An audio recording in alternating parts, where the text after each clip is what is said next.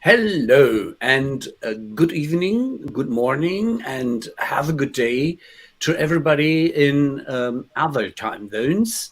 We are grateful that you are with us and not with others, and we appreciate very much that you are thrilled, as the three of us are, to have Guido Beier as our expert and guest today. Welcome, Guido. Yeah, I'm very Guido, happy. Thank you for having me. ah, it's a pleasure. A The pleasure. pleasure the pleasure is all ours, and it is a special event for us as we are all chasing data on the topic how customers' experience is driven and influenced and taken forward by employee experience and how they are influencing the experience of the customer. And hopla hop, such as a big surprise, I opened the box and then Guido jumped around with that magic, like this Jack in the Box thing, bong, and came up with, hi, I don't only have the experience I have collected with the 77 human needs, but now together with some colleagues from Detecon Research, we have gone into what the whole organization is being as a framework, delivering with employee and the organization a customer experience. That was my first take, and I was thrilled.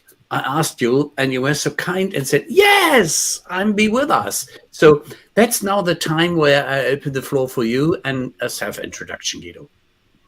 Oh, thank you very much, Ralph.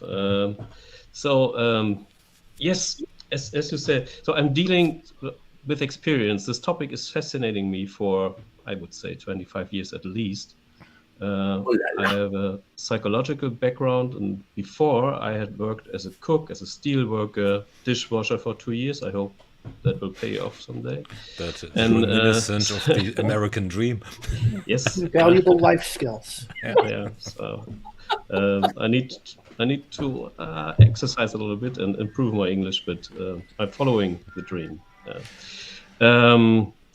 Yes, and my first job as a psychologist was working for Mercedes, and there we did some stuff like how must a car feel. It was very soft stuff. The word experience was not existing at this time, so we described it with perception dimensions or something like that.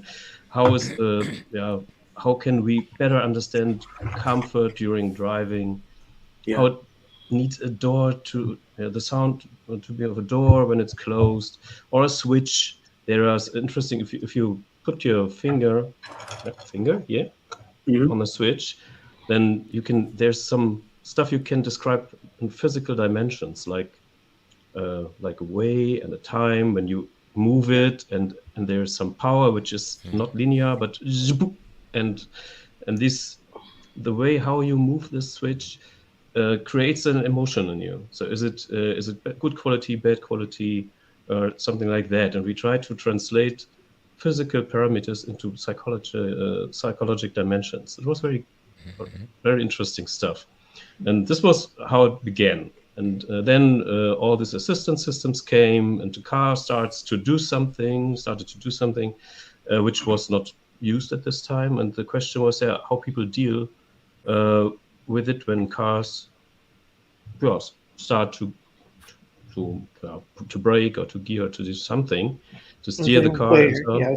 Yeah, and this, what does it make with the people? What does it do to the people? And then the concept of control while driving was interesting, and this was the beginning when I start thinking about what really drives experience, without knowing that experience will be a big thing for the next decades. And this was the moment when I said, okay, when we ask again and again why people feel something, what is behind it, why we do something, then everything, the beginning of anything are human needs. So because you mentioned the 77 human needs, Ralph, in the beginning, and 20 years later, then 5 years ago, I decided to put all the experiences I made into one concept. Every one of us knows Maslow and his famous needs pyramid and so on. So, but I often found out that it's cool, it's not bad, but there are some needs missing, and we cannot explain any day everyday behavior. And this concept was over 100 years old, and was born in a crisis, in a situation of crisis. And when now in our everyday life, we are not in a real crisis. Of course, the globe is in crisis, but our normal life, everyday life, in the Western countries, we have everything, and so. And I always wanted to answer the question why people do something and what is good for what they are doing, and especially everyday habits. For instance, if you think about why kids love to jump into a puddle, very simplest thing. Every kid loves to do this. It's raining outside in Germany, so kids love to jump around with shoes, without shoes in summer if they are allowed to. And but why they are doing that, for instance, and if you really try to understand this, then you will find out that there are some basic needs behind such a behavior. We have playing as one, but the really thing behind playing is the need for feedback. The kids jump into a puddle, and when they do that, something happens. Some water is coming up, it's sparkling very nicely, you have some sound, and the kids love to do this because they do something and something beautiful happens. They can do it again and again. The same with noise. Kids love to make noise. For us, it makes no sense at all. So if you don't like someone, give his kid a drum. Yeah, so we'll all the time do something.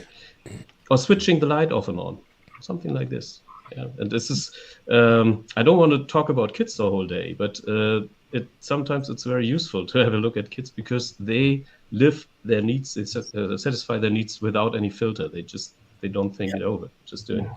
And so it's a little bit pure, and more pure than we adults.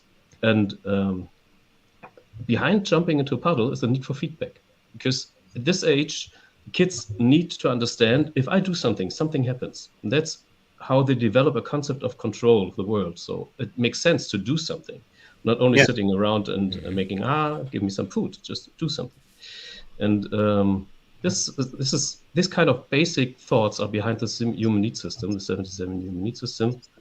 And everything begins with eating. Yeah, we had in our conversation before. You're talking my language. Yeah. There I have a question right away.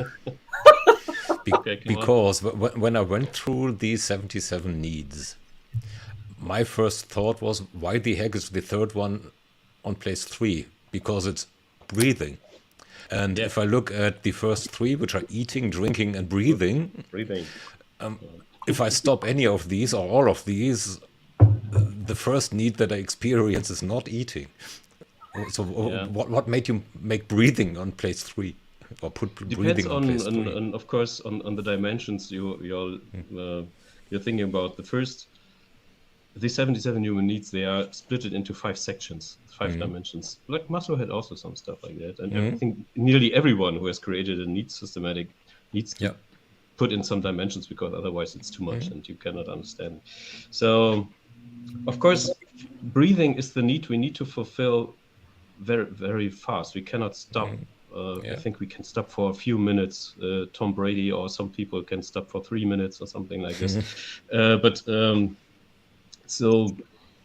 Or if you're a diver, maybe you train this. But normally divers, after 1 minute, we are not used to it. So if you look at it from how fast we need to satisfy it, then breathing would be maybe the first one.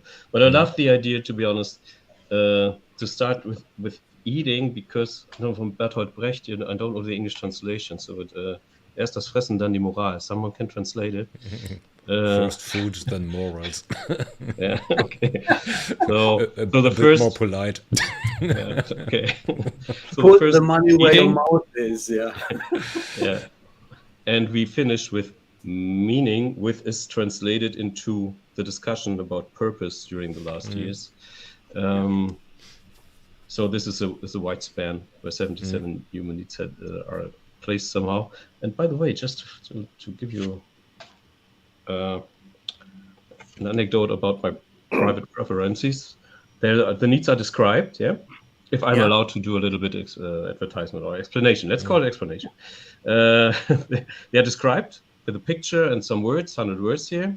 And of course, you can have it digitally too, and combined with emotions. And what I wanted to show you, because if you love breathing so much, I don't know if you can, I don't even know if it's allowed. Let's say this girl in the picture is inspired by the singer of the band Garbage. I don't know if you know her. Oh, yeah. Not by name, but Shirley? I know Garbage. Yeah, Garbage the band. And they have a song called "The Trick Is to Keep Breathing," and that's why it's. Of course, the meaning of the song is a little bit different, but just so I always try to put some private stuff into somehow sneak it into this card. So of course, if we have time, we can talk a little bit more about the 5 categories and so on. For instance, feedback is from the category actional needs, needs which belong to us human beings as active, as planning and following a target, trying to have control. This is something which is a human species normally is not doing things like that. So of course, elements also need feedback because they need to learn too, because without feedback, you cannot learn anything. But so we start with this physical needs like we had. So we need to breathe, to eat, to sleep. And by the way, when we have workshops, I normally start with especially if the people are not familiar with each other, I put some cards on the table and say, come on, the first thing you do is have a look. You have 1 minute time. Have a look at, for instance, 25 cards of the 77. And choose one which is speaking immediately to you, just without reading anything, just first impression. And two cards are always taken from the people, chosen from the table. This is eating and sleeping, every time, and mostly by women, by the way, but also men are. So, and this is the explanation for me why this happens is because when you run a workshop, people. They come. Normally, you start in the morning. They come and this is related to somehow to performance. So, how do I feel? Will I be fit? So, of course, you need to somehow. If you are hungry, it's not so cool, and if you are tired, it's also not so cool. So, people are reflecting their state and okay, that's why. Yes, my glasses are somehow reflecting, and so we had this red ones, and then we have some blue ones. Don't ask me about the meaning of the color. This is about sensory needs. We need some different colors. Sometimes the color has a meaning. For instance, the red ones, heart, blood, and so on. Physical needs. Okay, that's somehow close. The blue ones, to be honest, are not really so contrast connected. with the other one. Yeah. Touching is a nice need. So we can see a guy here who's touching his chair. Was inspired by Mercedes, by the way, my time in Mercedes, because of this haptics were very important in a car, but not only in a car. So touching is interesting because our needs have a very long history.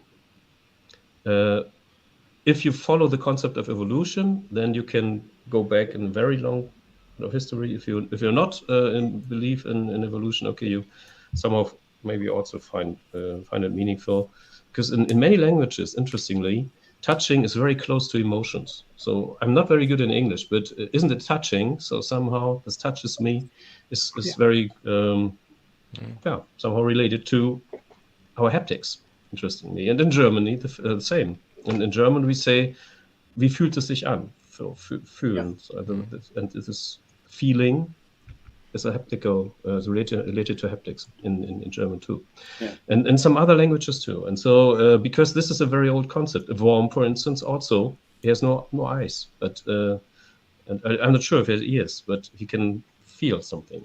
And this very old system in our brain. So. And you have developed some of that research, if I'm not mistaken, and I was a bit in your biography. In the articles, and we chatted a bit about how after being working for Mercedes, you have come to la la la la la. Mm-hmm. Yeah. How did you make that way?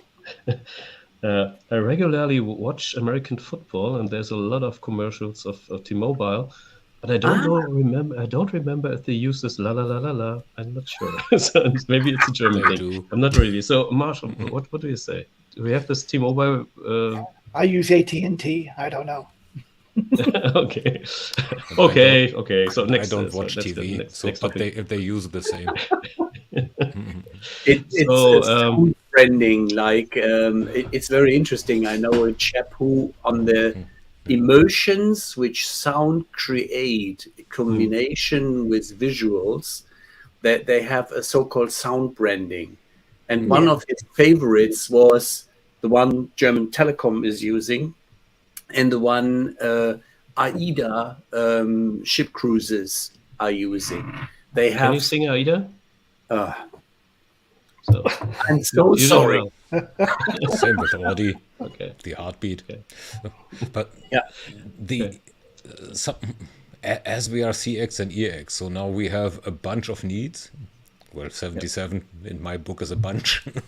Yeah, okay. At That's least. a lot. Right? Yes, it's quite a lot. So I now can guess that somehow fulfilling one or more of these needs relates to experience. Yeah, that's right. So and how can I measure it? Good question. Maybe I can combine it with the answer of Ralph's question. Why did I join Deutsche Telekom? Okay. Because that was very because at this time it was interesting. I had worked at this time in the Technische Universität, Technical University of Berlin, as a kind of project coordinator between different a lot of people, and I got two people asking me. The first one was from Deutsche Telekom, if I can imagine to join Deutsche Telekom to help build up a design department within a company which was at this time, 15 years ago, a kind of governmental Behörde. Can you help me in English? So institution, governmental institution, more or less, of flexible, like a rock or something like that. Yes, and so this was the first offer. The second offer was from Tesla. And 15 years ago, Tesla. Well, virtually non-existent. They were thinking about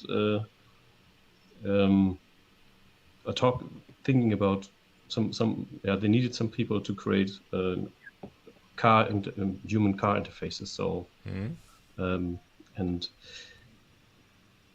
it was of course very interesting decision to make. So and the decision was made because of my wife. Now she's my wife. At this time she wasn't my wife, and we were just well. So we met each other a few months ago. I thought, is that what about America or Germany, Bonn? Okay, I've lived in Berlin. From Berlin to Bonn sounds not the way it should work. So normally people come from Bonn to Berlin. And I asked her, and she said, America? No. It's not because she didn't like America, but she doesn't speak English in any way anyway. So no word. And her mom, she's very close to her mother, and she was not able to travel so intensively. So that's why, okay, I had to make a decision, and I chose Deutsche Telekom. And this was because I have to fulfill my needs. So because I preferred to, I just actually had this, okay, I choose love over gold. Yeah. Old Dire Straits album, I guess. And this leads us to your question, Thomas, because in every moment we have experiences anytime. We cannot stop it. Like what Slavik said, you cannot not communicate. You cannot not have experiences all the time. And the thing is, if we have 77 needs, or you use another needs classification, doesn't matter now. So of course 77 is not the truth. Yeah, so no one can count them exactly. But the thing is that these needs are in somehow active within us. If they are satisfied, okay, then they are not very active, maybe close to zero. And if you haven't satisfied them, like breathing, for instance, very frequently, then they becoming more and more active, and they show this to you.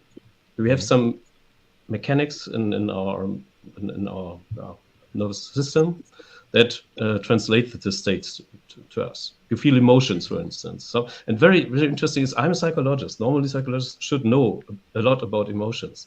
When I start working at this topic, and emotions for me is the most important thing about experience, then it's really hard to describe our emotions. For instance, try to describe the emotion you feel when you should breathe again. When your body tells you, hey, come on, guy, breathe. Okay, you feel it, you feel something, but it's not easy to find words for that. Then we have a lot of emotion theories out there. But this was something I have learned during my work. By far, they are not able to describe what we feel. They just give us some systematics, but it's not. That's why poetry is so great, because poems, good lyrics from songs, they describe emotions with a lot of words and or some missing words, which helps us to understand what's the meaning. And so this was one of the biggest challenges for me to somehow describe how we feel. So we have this, let's say, needs activation profile in us, and this depends between the four of us of what we have learned during our life, and I mean everything we have learned, cultural influences, about genetic stuff, gender, whatever you can think about. So, for instance, some people don't have hair. It's cold outside. Okay, the need for warm. Oops, we need to put some hair on, and much earlier than other people, maybe. At least me. You're not, Thomas. Okay, you're same here. A tough guy. Okay. So this needs profile, active needs profile, is shaped by our history, and very important, by context. And if you go to a church, of course, there's another context than if you go to a restaurant or if you go to work or whatever. And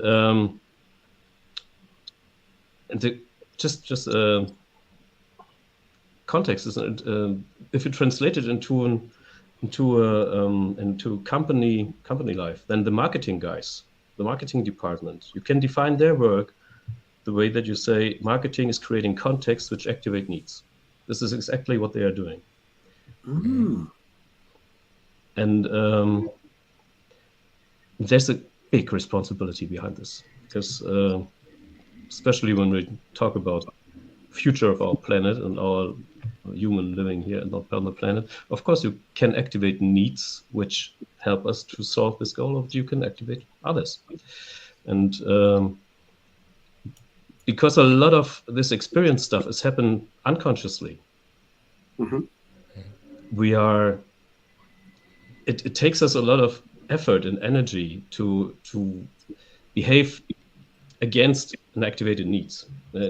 Yeah. So if you say, come on, you need to have something new, for instance, because of our need of innovation or status or something like that, or also possession is a need. And of course, if you trigger this and people buy and buy again, so of course then you just we destroy the planet. Let's be honest, and not the planet, but our planet. So the planet will survive without us, but we not. Yeah. So our children's planet, even more important. Yeah, planet will be fine. Exactly. People, not so much. Yeah, right. Exactly. And this is where very often people ask me as well.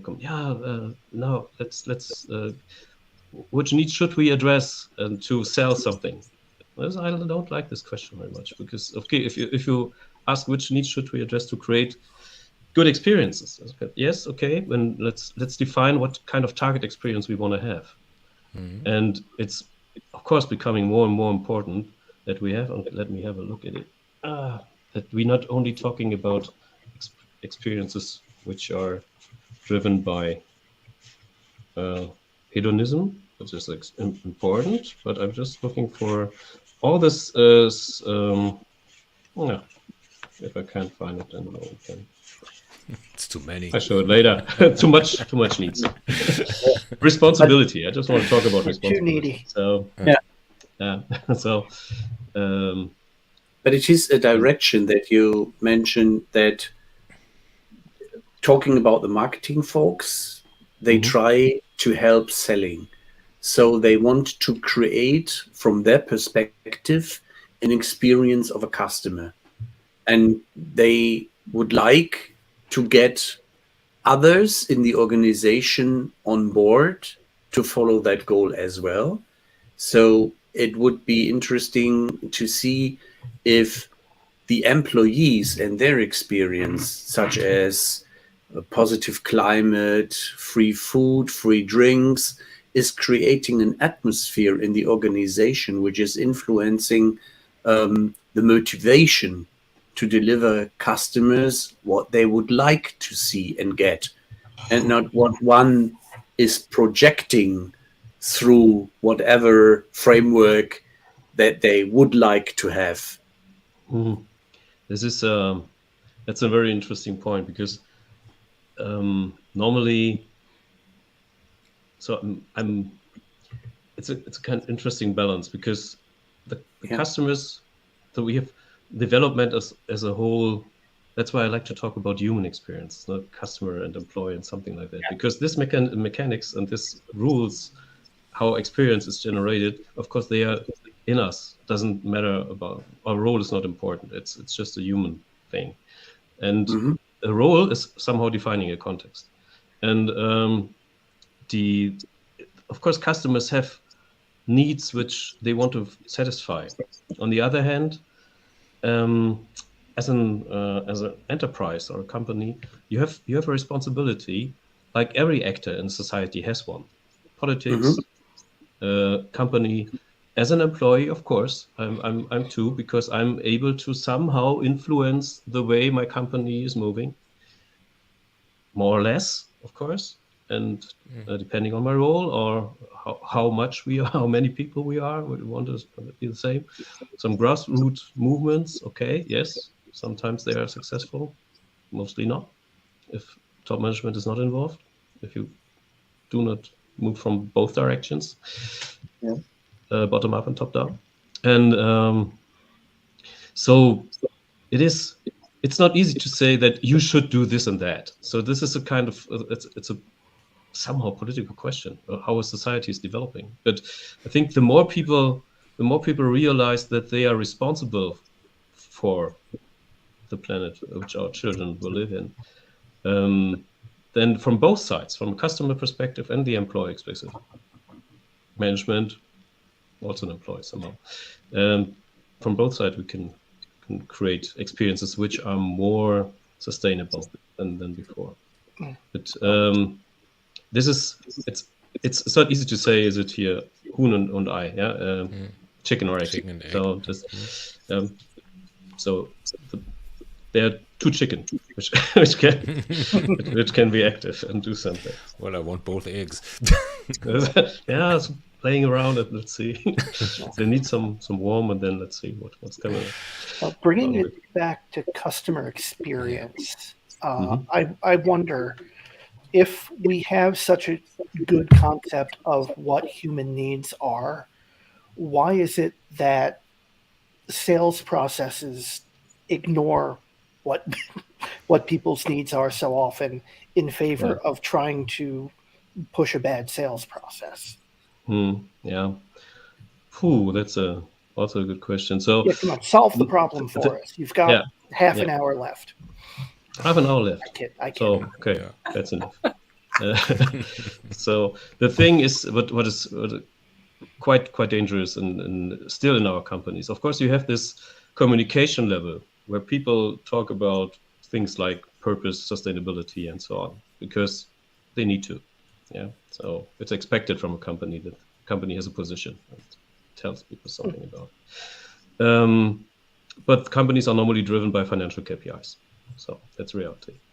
And it's not wrong to be driven by financial KPIs. The question is what all count. What if we, for instance, count in all this environmental influences and we find a way to translate environmental costs into financial KPIs? Okay, then we can work with that.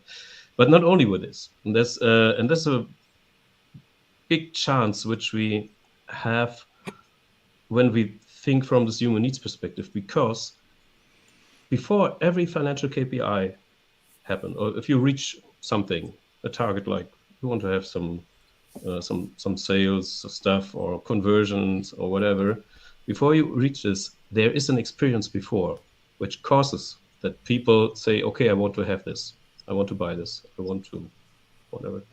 And first you need to create the experience, and then you will have the financial benefit. And that's why in all my projects, I try to implement a logic where we have an experience KPI system and a financial KPI system.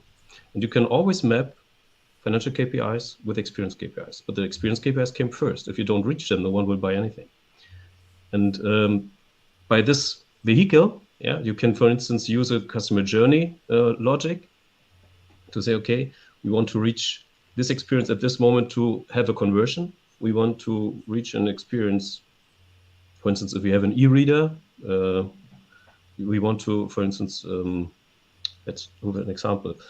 When you have this light, which I don't know the right word for it. If you have this light which is adapting to if it's day or night, yeah. So you have it on your phone and so everything. You have it on your reader. When the light measuring sensor. Hmm? Yeah. When this came up many years ago, then we actually were working on an e-reader called Tolino. It's in Europe, and it was a kind of challenge for the Kindle, and a competitor for Kindle. And the discussion was, should we implement this or not? Because it takes €2 to implement it. So of course, if you're a product manager, you calculate, and so should we do this or not? And €2, I'm not sure about it, but it was not so much. Mm. And then it was, okay, why people should buy this?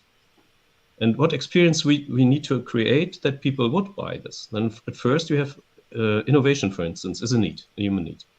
If you address in your communication, your marketing, that this is an innovation, and people who have this active need for innovation said, yeah, okay, interesting, okay.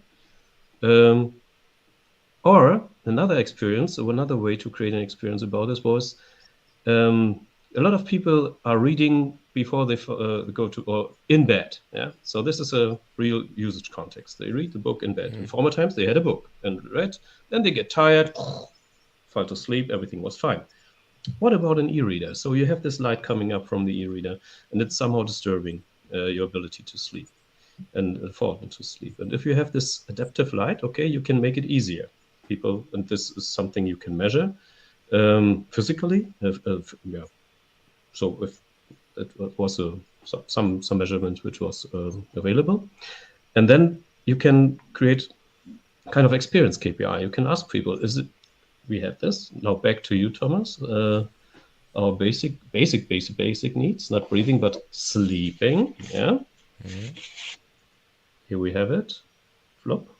This nice lady sleeps well. She has used our e-reader with this adaptive light, because if it's more red in this light, not so much blue, then it's better for your biorhythm. Mm-hmm.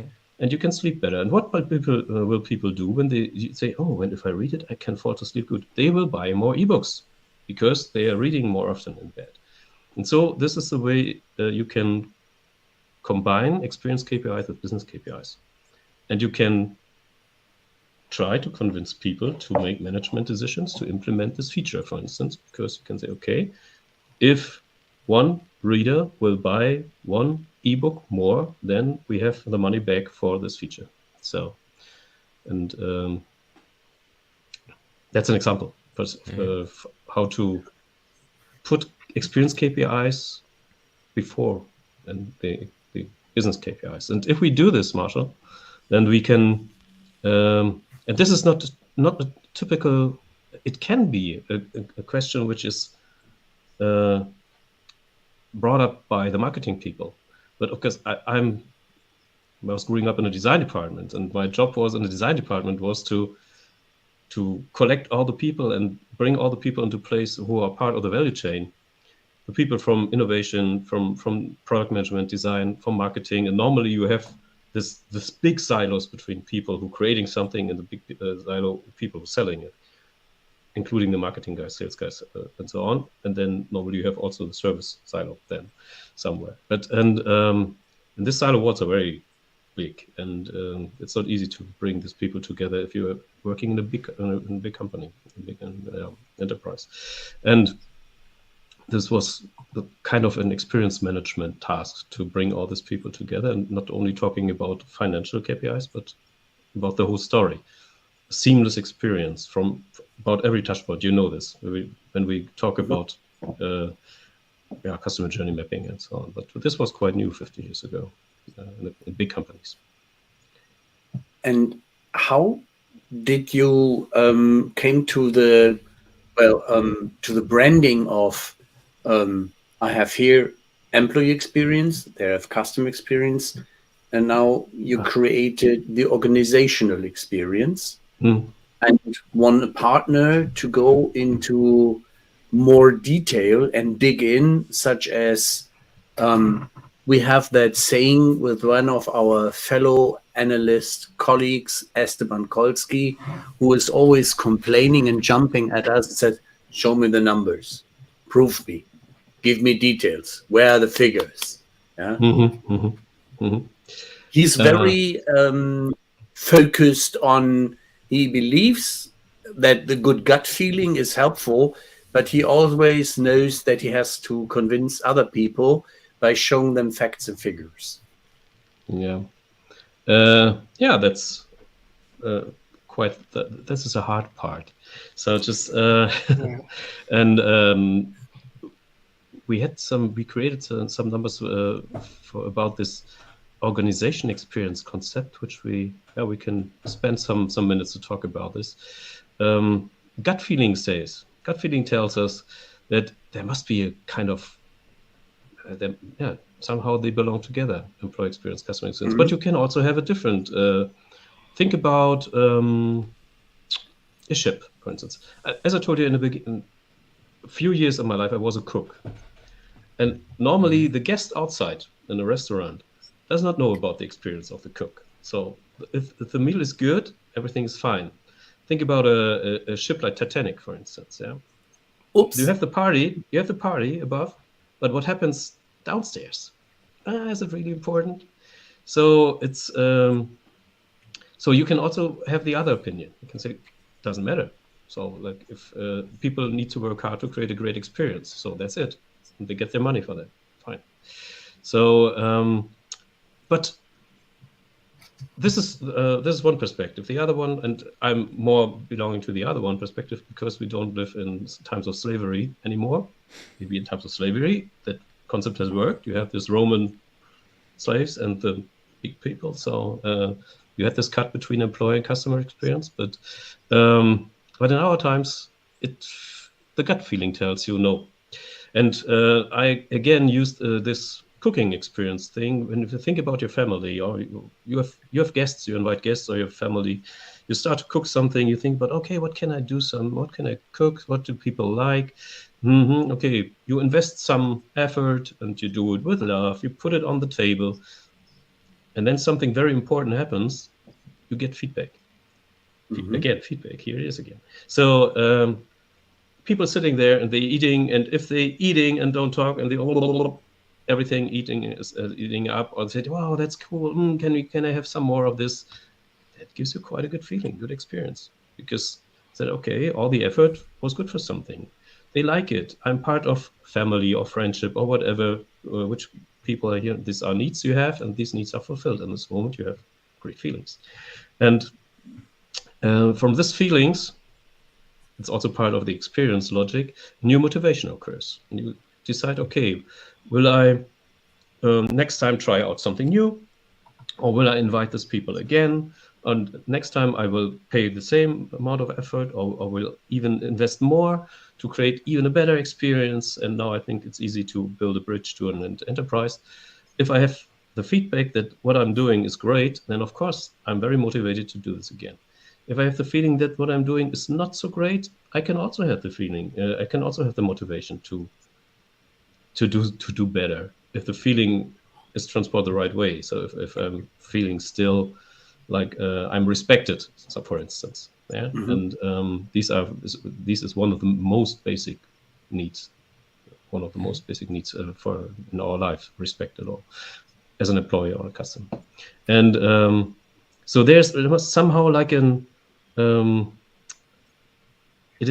it's a dynamic which is can become higher, lead us to higher and higher levels of employee and customer experience if we use it the right way. It can go downwards also. If we get bad feeling, not very respectful, we feel somehow not like valuable persons, then and this is also part of our everyday experience in a company. Can happen, yeah, and or in a family, and then this was the moment where I thought, okay, there need to be some kind of a relationship, and especially there need to be some factors which bring this experience aspects, customer and employee experience together. That's one. And then my colleagues from Detecon International, which is it's a quite innovative consultancy for about digitization. They also have departments for employee and customer experience. These guys came up with the idea, okay, we have these two departments, we want to work more closely together. And so we found each other and created a study. And in the beginning, we didn't know how to name it. And then after a few hours of thinking, we said, okay, let's call it organization experience, because we want to have a perspective on customer and employees in a more systemic way. So they influence each other, and let's have a look at this. Use organization as a term to describe this interplay between this systemic experience would be also okay, but it's very hard to use systemic experience. It sounds somehow weird.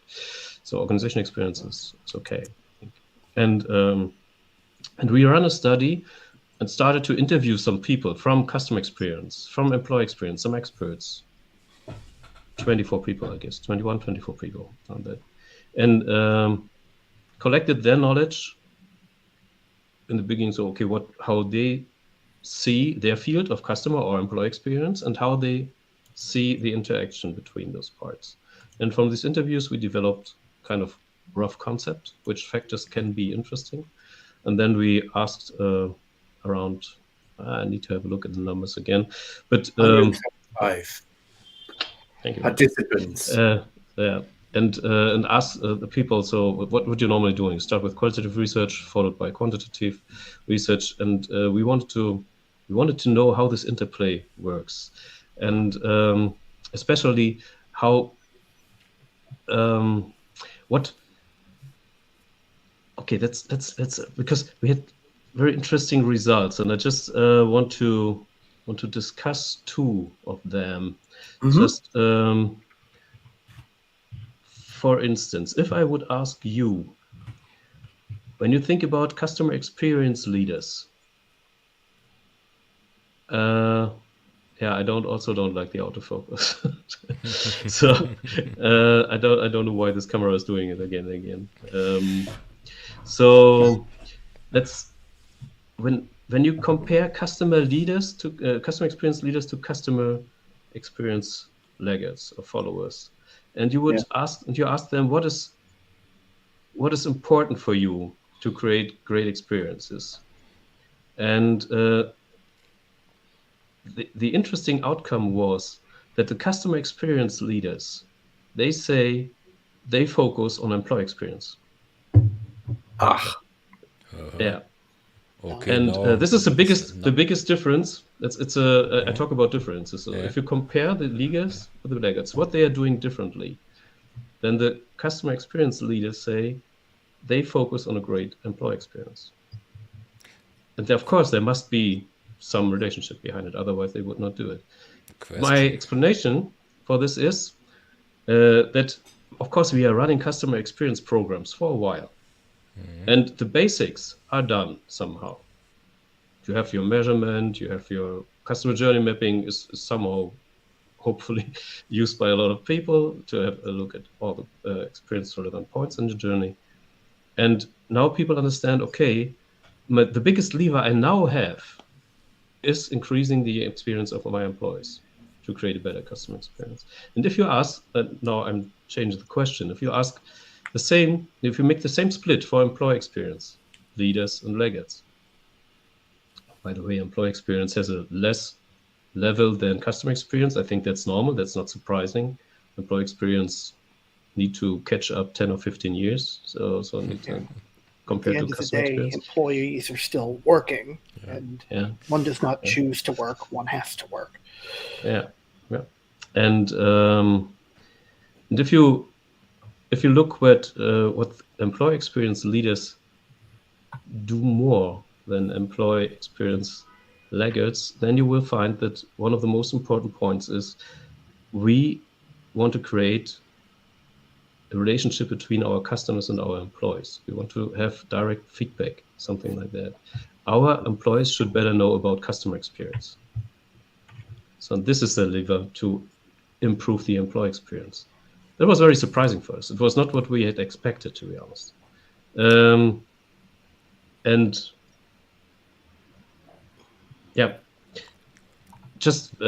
This was, for me, was the most interesting finding. So if you set up a program, or if you think about, so how can I improve my employee experience, then of course you need to do some basic stuff. We talked about the difference between the leaders and the laggards.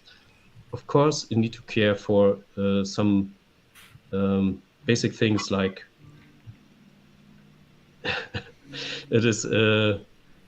it's something like, as I told you, respect, for instance, or honesty. We have some factors which we found that you have 3, 4, 5 options to ruin a culture of trust in a company in a few days, let's say. And one of them, for instance, is what we have I think what we all have maybe experienced, if the management is not walk the talk, for instance. This is something which is very poisoning a culture. So if, of course, we have this, and sometimes okay. I have a. Please ask me something, my because favorite I'm talking without a pause. I'm sorry. Which is okay. That's why you are here. I'm bloody interested. Yeah, right. I'd like to challenge that thought with my favorite counterexample, which is Amazon. They are everywhere looked at as a customer experience leader, in brackets, and I don't know why, because I think their website is poor. And on the other hand, if I look at Glassdoor, their employee experience, if I look at the Glassdoor scoring, these 1 to 5 thingy there, they are at best mediocre. And if I look at their drivers, how they are treated, and the warehouse people, how they are treated, one can get the feeling that Amazon couldn't care much less about employee experience.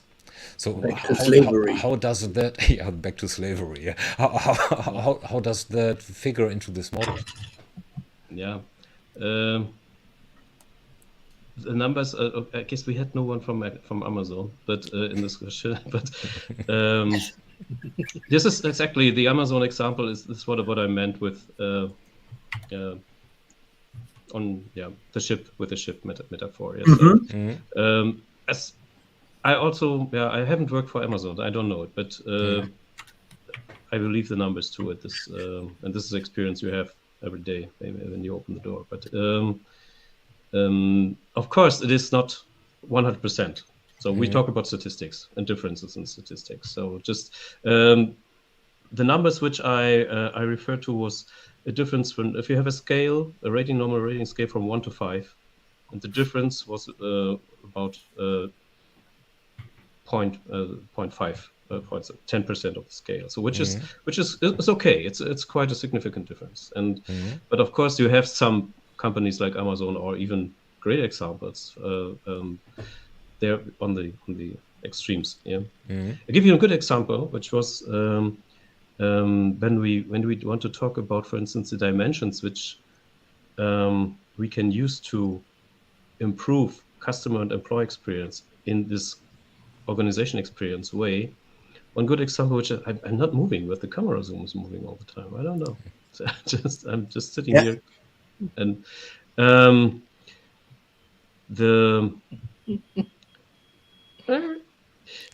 so this is, by the way, is control, the need for control, what we experience here actually. So I just try to be stable with my camera, but the camera is doing what it, and if you lose control, it's the same like respect, very bad experience. So losing control is a bad thing. You will run findings such as there are 6, and you came to a certain aspect of what surprised you. So this just move from this statistical findings, which really are big arguments for combining customer and employee experience programs together. If you think about what does it mean for a company, then people need to talk with each other, which normally don't talk. When who's caring about employee experience? HR, IT, maybe. These are the main drivers of employee experience. Who's talking about customer experience? Marketing, product development, service, sales. So these, but these two groups of people, they normally don't talk. And if you want to set up an organization experience program, you need to bring these people together on one table, which is quite a new chance to generate new momentum and to find solutions. For me, in my opinion, one of the biggest challenges is to let everyone in the value chain experience how the customer uses the product, what their experiences are. It's not so easy. You can, of course, have some numbers when you open the door at Deutsche Telekom, for instance. When you come into the Deutsche Telekom Center in Bonn, and you see the very great Aktienkurs. Help me, please. Stock exchanges, shocking rate. So the numbers are quite good, but this is too abstract. It has nothing to do with experience. It's a financial KPI. Okay, it's fine. But it would be very cool if people would say, okay, with our new products, people experience exactly in this yesterday. They had the experience of this and that. We had service requests about this topic and so on. If you have much more direct translation between what happens outside and what the experience of their employees is, what their knowledge about, what their meaning of their work is. Or you need to translate, for instance, what people from procurement, how they influence the customer experience. Now the procurement guys have their target, save money. That's the target, 20% every year. So, but the interesting thing would be, so how can you save money by keeping a great customer experience, for instance, and not ruining it? And even if we need to learn because we had made the wrong direction, that there will be a way we need to go. So maybe, okay, when we save money, that means something. We have a higher service amount of service calls here and there, or maybe the product experience is not as great as it should be. Could be okay. We learn as an organization. I don't want to blame someone. So just we need to learn to work for the same targets. And one. Let me make a little jump to this organization experience concept. We have 5 minutes left, so I want to use it. 6 dimensions, 5 minutes. We need an extension. Yeah. So now we can meet second time. So because at 8 o'clock in Germany, I need to put my kids to bed. They are waiting. Okay. Yeah. My coming need as a to father. the 6 aspects is a good one. You had 6 aspects at outcome. Which are influencing the organization experience to your findings. Yeah, the factor I prefer the most, I like the most, is degrees of freedom. And degrees of freedom means, from an employee experience perspective, that an employee has more than one way and he can choose responsibly between the ways he have, or create even new ways to create a great customer experience. I think it's the very most interesting that you say degree of freedom, and my translation from DeepL was room to maneuver. interesting. Yeah, it's not so wrong. That's not so wrong. Handlungsspielraum in Germany. Yeah. So it's fine. It's also a mathematical term, I guess. But so you have options and you can choose. Yeah. Even in the translation. We have learned process is king. Yeah, and in former times you have a process and you have to follow the process. So the process can help. If you have too much degrees of freedom, then you have no control because you cannot choose if you have too many options. But if you have the right amount of options, and you have some room to split, and you have the competence to act. And the very, very famous is this Ritz-Carlton example. Yeah, where every employee on Ritz-Carlton had $2,000 to solve a service case, for one case. Of course, there's a calculation behind, because the lifetime value of the customer of Ritz-Carlton is high, so it's such high that you can do that, and it's up to the employee to decide what he wants to do, and just to make his customer happy. And from a customer perspective, degrees of freedom, this is something what we can experience, and I'm very happy about this more and more. For instance, if you have, just an example, if you have a service request, if you have a problem with something, for instance, me with my camera here, so I can choose between different ways how to want to solve this problem. Maybe I'm Googling a little bit, and because I think, yes, I'm a guy, I can do it on my own, and I want to have this challenge and I want to solve it. Then I have a good experience in solving my issue. When I found something on YouTube or whatever, what I can do, self-service. Or maybe I'm not this kind of guy, or the truth.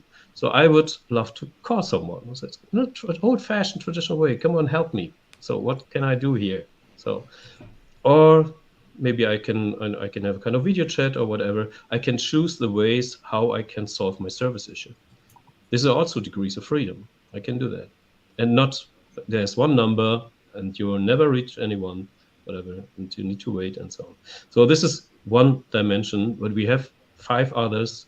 For instance, values of a company, also the same. The values of a company, the values of a customer need somehow to be connected, and not only by talking, but also by action. And there are some more. Competence is one, and so maybe we should meet again. Yeah, but of course, maybe you can write it in YouTube, and of course you can download the study for free without leaving your email address, which is very important for me, because privacy is also a human need, and I personally hate it if I need to give my email address and then I get a lot of emails afterwards. So you can download the study for free without any data if you don't have it yet. So, which, in the interest of your time, we usually end with the famous last words, answering a question. In your case, we now make it a short one. Who comes first, the employee or the customer? Both chickens are running. There is no egg and no chicken. No, humans first. Human first. If this is a famous last word, I'd say. Perfect. It's about human. Perfect. Can't get any better. It can't get any better. Goodie, then. Thanks a lot for this, and we definitely need to continue this. This was, to me, a CRM convo of the other kind. Yeah. I didn't forget that's about CRM. Don't take our silence as a sign of anything other than interest. This was great. Yep. I'm absorbing information the whole time. Your Americans are famous for your kindness. So I'm a German. I'm a German, and he's not known to be the most embracing. He is the challenger in our team sometimes. Whereas I thought, and I'm not disappointed, I'm very grateful that you joined in today. And we had an entertaining and also learning experience and getting a lot of new perspectives. And I'm very grateful for that one. Thank you, Guido. Yeah. Thanks. Thank you very much for this valuable feedback and kind feedback. So. Thanks to everybody who is still in there. And yeah. So let's go Feedback backstage is now. feeding us. See you. Bye. Until next time.